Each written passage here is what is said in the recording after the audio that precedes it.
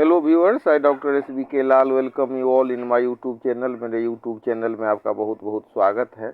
इस वीडियो में हम जानेंगे मालेगांव 2008 का जो विस्फोट हुआ तो उसमें जो न्यायिक प्रक्रिया चली और उसमें जो न्याय के पहलू हैं तो उसको हम देखेंगे कि जांच एजेंसी और न्यायिक जो प्रक्रिया है उसके कार्य प्रणाली का विश्लेषण करेंगे और देखेंगे कि कैसे इसमें जो आरोपी व्यक्ति थे वो कैसे मुक्त हुए और इसके अन्य पहलू पर भी हम वीडियो के अंत में चर्चा करेंगे। तो वीडियो के अंत तक देखे रहें, बने रहें, देखें पूरा वीडियो को और उम्मीद कर रहे हैं कि ये वीडियो बहुत ही इन्फॉर्मेटिव होने वाला है।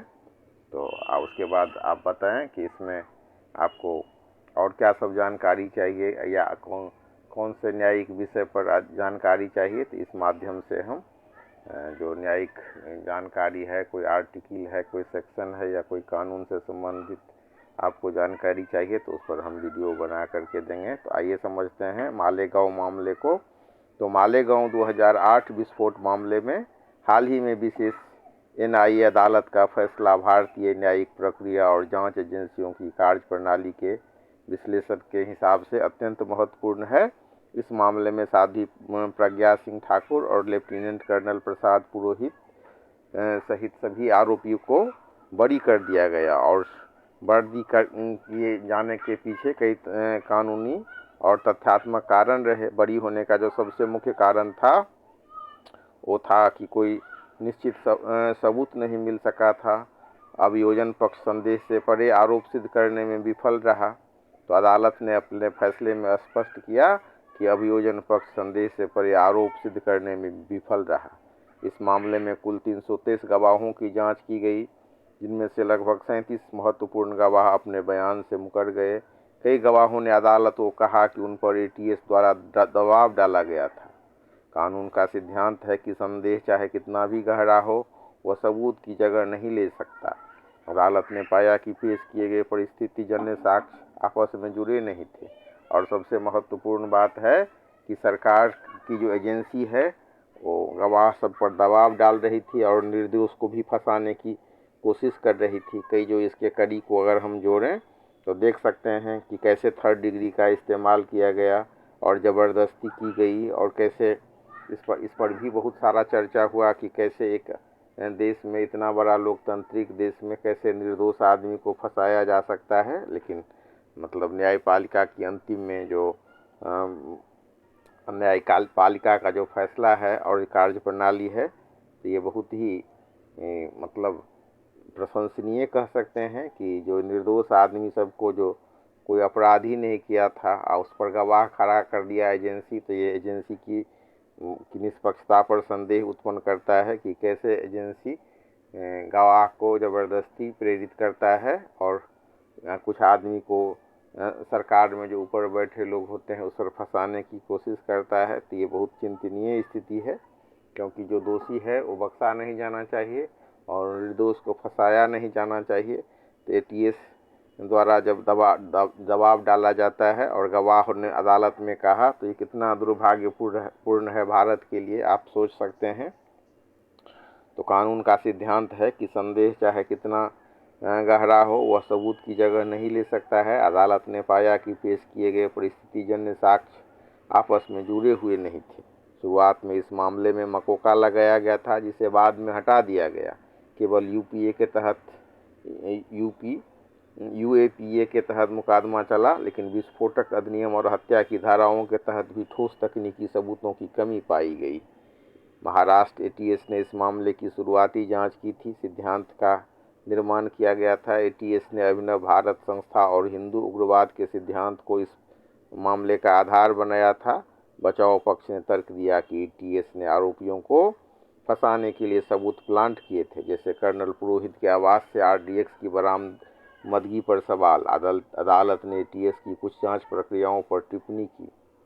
कई आरोपियों और गवाहों ने आरोप लगाया कि ATS की हिरासत में उन्हें मानसिक और शारीरिक रूप से प्रताड़ित किया गया ताकि वो इकबालियाँ बयान दे सकें। अब सोच लीजिए कि जो जांच एजेंसी कितना जघन्य अपराध कर सकती है और मानवाधिकार का उत्पीड़न कर सकती है और निर्दोष आदमी को, अगर ये जो आरोप है वो सही है तो सोच लीजिए कि देश का कितना दुर्दशा हो गया कि एक जो संस्था है वो ऊपर में बैठे आका और सरकार के निर्देश पर निर्दोष आदमी को फंसा करके और मानसिक और शारीरिक रूप से प्रताड़ित करके इकबालिया बयान के लिए अगर प्रताड़ित करे तो कितना बड़ा दुर्भाग्य हो सकता है। तो 2011 में यह मामला एनआईए को सौंपा गया था। एनआईए की भूमिका में एक बड़ा मोड़ 2016 में आया। एनआईए ने अपनी जांच के बाद कहा कि एटीएस द्वारा जुटाए गए कई सबूत संदिग्ध थे। एनआईए ने साध्वी प्रज्ञा ठाकुर के खिलाफ मकोका हटाने की सिफारिश की और कहा कि उनके खिलाफ मुकदमा चलाने के लिए पर्याप्त सबूत नहीं है। इस मामले में दो जांच एजेंसियों के निष्कर्षों में विरोधाभास देखा गया। जहां एटीएस ने इसे एक गहरी साजिश बताया था, वहीं एनआईए ने साक्ष्यों की कमी की बात दोहराई। कानूनी विशेषज्ञों का एक वर्ग मानता है कि जांच एजेंसी बदलने के बाद मामले की दिशा बदल गई, जिससे अभियोजन पक्ष कमजोर हुआ। न्यायिक दृष्टि से यह मामला खराब जांच का उदाहरण माना जा सकता है। तकनीकी खामियां, देरी का प्रभाव, संवैधानिक मर्यादा, तो इस सब के बाद ये फैसला आया। और जिनको एटीएस बलि का बकरा बनाना चाह रहा था और जिसको निर्दोष आदमी को फंसाने की बात थी, तो अंतिम में न्यायालय से इनको राहत मिला और वो बाइज्जत बरी भी हुए। तो विस्फोटों का स्रोत और आरोपियों के बीच सीधे संबंध को वैज्ञानिक रूप से स्थापित नहीं किया जा सका। मामला 16 साल तक चला। इतनी लंबी अवधि में गवाहों की याददाश्त धुंधली होना या उन पर दबाव बनना स्वाभाविक है, जिसका लाभ अभियुक्तों को मिला। अदालत ने कानून के उस स्थापित सिद्धांत का पालन किया जिसमें माना जाता है कि जब तक दोष सिद्ध न हो आरोपी निर्दोष है। तो मालेगांव मामले का फैसला यह दर्शाता है कि किसी भी हाई प्रोफाइल मामले में राजनीतिक विमर्श से इतर अदालत केवल ठोस कानूनी साक्ष्यों और गवाहों की विश्वसनीयता पर ही निर्भर करती है। जांच एजेंसियों के बीच समन्वय की कमी और गवाहों का मुकर जाना इस मामले के अंत का सबसे बड़ा कारण बना। मालेगांव 2008 विस्फोट मामले में निर्दोषों को फंसाने का सवाल इस पूरे केस में केंद्र पर रहा। विशेष एनआईए अदालत के हालिया फैसले और जांच के दौरान सामने आए तथ्यों के आधार पर हम देख सकते हैं कि अदालत का निष्कर्ष और साक्ष्यारोपण बहुत महत्वपूर्ण है। अदालत ने अपने फैसले में स्पष्ट रूप से जांच एजेंसियों की कार्य प्रणाली पर सवाल उठाए। बचाव पक्ष का शुरू से ही यह तर्क था कि एटीएस ने राजनीतिक दबाव में आकर आरोपियों को फंसाया था।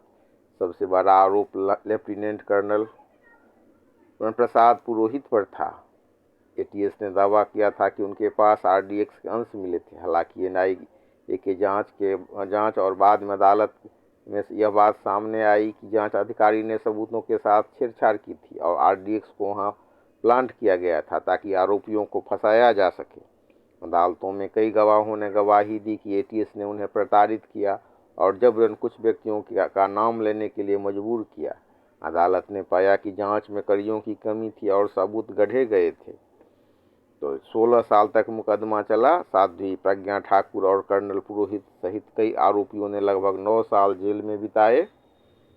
ट्रायल शुरू होने के बाद पहली ही इतनी लंबी अवधि तक कैद में रहना, जबकि अंत में दोष सिद्ध न हो पाए, कानून की नज़र में एक निर्दोष व्यक्ति के अधिकार का हनन माना जाता है। संदेह का भी लाभ मिला। बचाव पक्ष और कई विशेषज्ञों का आरोप रहा है कि उस समय की तत्कालीन सरकार और जांच एजेंसियों ने एक खास विमर्श गढ़ने के लिए इन लोगों को निशाना बनाया था। अदालत के फैसले ने इस बात को बल दिया है कि जांच निष्पक्ष होने के बजाय एक निश्चित दिशा में मोड़ने की कोशिश की गई थी। कानूनी रूप से चूंकि अदालत ने सभी आरोपियों को सभी धाराओं से मुक्त कर दिया है, इसलिए इन्हें निर्दोष माना जाएगा।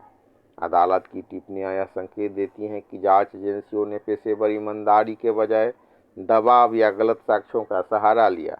इसके कारण ऐसे व्यक्तियों को बरसों जेल में रहना पड़ा जिनके खिलाफ ठोस सबूत नहीं थे। यह मामला भारतीय न्याय प्रणाली के लिए एक बड़ा सबक है कि कैसे त्रुटिपूर्ण जांच किसी के जीवन को बर्बाद कर सकती है। यह एक ऐसा प्रश्न है जो भारतीय राजनीति और कानूनी विमर्श में लंबे समय तक बहस का विषय रहा है। यूपीए सरकार का हिंदुओं के प्रति पूर्वाग्रह होने का दावा मुख्य रूप से कुछ प्रमुख घटनाओं और राजनीतिक बयानों पर आधारित है। पूर्वाग्रह के पक्ष में की तर्क है। भगवा या हिंदू आतंकवाद शब्द का प्रयोग किया गया। जांच एजेंसियों की कार्यप्रणाली में जो गवाहों पर दबाव डाला गया था। सांप्रदायिक हिंसा विधेयक के बिल के मसौदे की काफ़ी आलोचना हुई थी। सरकार और समर्थकों का अपना अपना पक्ष है। तथ्यों पर आधारित जांच, तुष्टीकरण का आरोप बनाम समानता और न्यायिक दृष्टिकोण की बात करें तो फिलहाल जो इतने टॉर्चर के बाद जो ऐसे निर्दोष व्यक्ति को इतना टॉर्चर हुआ और जेल हुआ, अंत में न्यायालय से न्याय मिला।